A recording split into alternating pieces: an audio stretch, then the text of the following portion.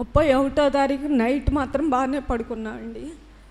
ఆదివారం మరి 31వ తారీఖు మాకు పింఛన్ ఇచ్చారు, తీసుకున్నా. సరేలే రేపు పొద్దున అచ్చాల ఈ బియ్యం అయ్యి తెచ్చుకోవచ్చులే అని పడుకున్నాక 2:30 అండి. మా పక్కన అమ్మాయి వచ్చి కుమారంటే అని తలుపులు కొడుతుంది. ఎవరా తలుపులు కొడుతున్నారని తలుపు తీస్తే నీళ్ళు వచ్చేసినాయి అని. మనకి వర్షమే కదా వచ్చింది, కొంచెమేగా వచ్చింది, అప్పుడేగా పింఛన్ తీసుకొని వచ్చామన్నా. అంతే.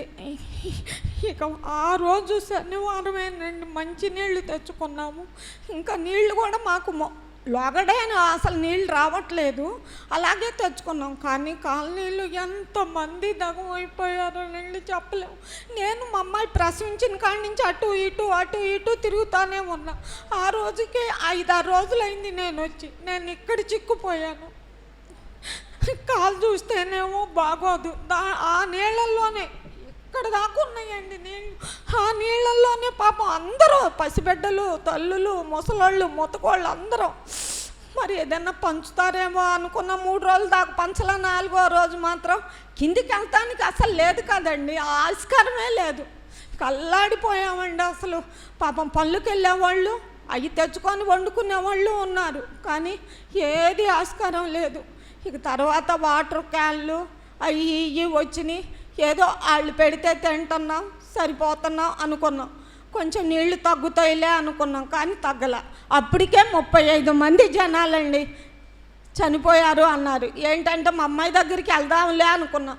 అటు చూస్తే మా అమ్మాయికి కూడా అపార్ట్మెంటు సగం వరకు నిండిపోయింది. మేము పడవలో ఇలా వెళ్తున్నాం అమ్మ, పసిబిడ్డలు.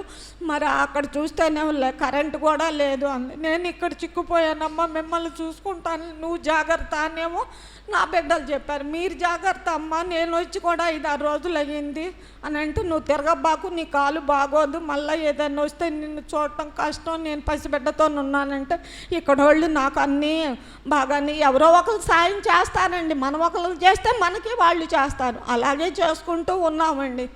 కానీ అసలు దేవుడు ఎంతగానోనండి కాచి కాపాడాడు. ఇక సరేలే అని కొంచెం నీళ్లు తగ్గినీళ్ళే అని అమ్మాయి వాళ్ళు ఒక దగ్గరికి వెళ్ళారు. మళ్ళీ ఏదో వాళ్ళకి పిల్లోడికి ఏదో కాలు వచ్చిందని పసిపిల్లోడిని తీసుకొని మళ్ళీ ఊరు వెళ్తావమ్మా, నువ్వు వచ్చే నీళ్ళు ఇక్కడ కొంచెం తగ్గినాయి అన్నారు. వెళ్ళానండి అంతే. ఈ కాళ్ళకైతే కురుపులండి. ఈ నీళ్ళల్లో చెడు నీళ్ళు కదా, ఆ నీళ్ళల్లో అయ్యగారు చెప్పినట్టే ఆ నీళ్ళే వాడుకుంటున్నాం మేము. బాత్రూమ్లకే కానీ అంట్లకే కానీ ఏటికైనా ఆ నీళ్ళే వాడుకుంటున్నాం. అందరం కాలనీలో వాళ్ళందరూ ఆ నీళ్ళే వాడుకుంటున్నాం. ఇక సరేలే అమ్మ వస్తాలే అన్న అక్కడికి వెళ్ళి పడిపోయానండి. ఆసుపత్రికి వెళ్ళానండి. 10 రోజులు మనిషింది. అసలు నేను ఇక్కడికి వస్తాను అనుకోలేదు.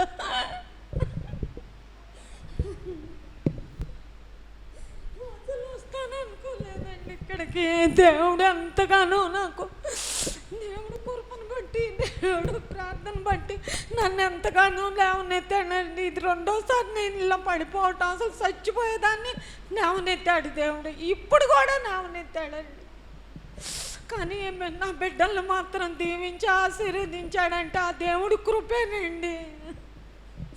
ఇక వాళ్ళు ఇళ్ళు ఇచ్చినాయి అలాగే తింటున్నాం ఇప్పుడు వరకు, పర్వాలేదండి. కానీ మన చర్చి ఎక్కడ ఇదైపోయిందో అని నేను మిషన్ ఆంటీ గారు వచ్చి పైనుంచి చూస్తానే ఉన్నాం, ఎగిరిపోతాయేమో అనుకున్నాం అసలు.